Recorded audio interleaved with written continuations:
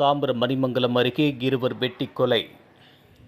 காஞ்சிபுரம் மாவட்டம் மணிமங்கலம் அருகே அம்மனம்பாக்கம் கிராமத்தில் லோகேஷ் என்பவரின் வீட்டில் இளைஞர்கள் பரத், சீனு இருவரையும் மர்ம கும்பல் ஒன்று வெட்டி படுகொலை செய்துள்ளது.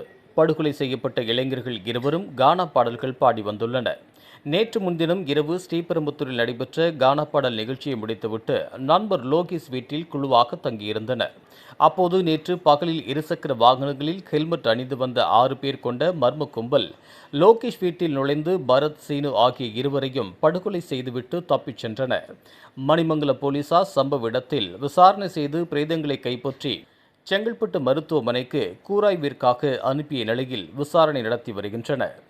ஏற்கனவே பல்லாவரத்தில் நடைபெற்ற ரமேஷ், ஆறுமுகம் ஆகியோர் வெட்டி கொலை செய்த வழக்கில் கைதானவர்கள் சிறையில் உள்ளதாகவும், அந்த இரட்டை கொலை வழக்கில் சம்பந்தப்பட்ட கொலையாளிகளுடன் ஒன்றாக பழகிய காரணத்திற்காக பழிவாங்க கொலை நடந்துள்ளதா என்ற கோணத்திலும் மணிமங்கலம் போலீசார் நண்பர்களிடமும் விசாரணை செய்து வருகின்றனர்.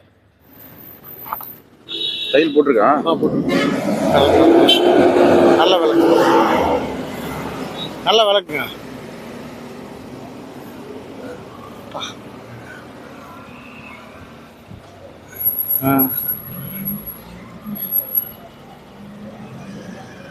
சொல்லும் போது எதாவது சொன்னாங்களா? எதுக்காக தான் வெட்டுறோம் அப்படி? இல்லை, நான் அப்படியும் கேட்குறேன், என்ன மேட்ருப்பா, என்ன விஷயம், எதாக இருந்தாலும் சொல்லுங்கப்பா, காலில் விழுறேன். ஆனால் என் பக்கம் காலில் விழுறோம்.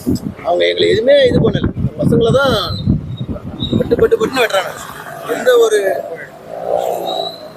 இது போன்ற உள்ளூர் செய்திகள், மாநில செய்திகள் மற்றும் பயனுள்ள தகவல்களை உடனுக்குடன் தெரிந்து கொள்ள GST ஆன்லைன் மீடியாவை இலவசமாக சப்ஸ்கிரைப் செய்து கொள்ளுங்கள்.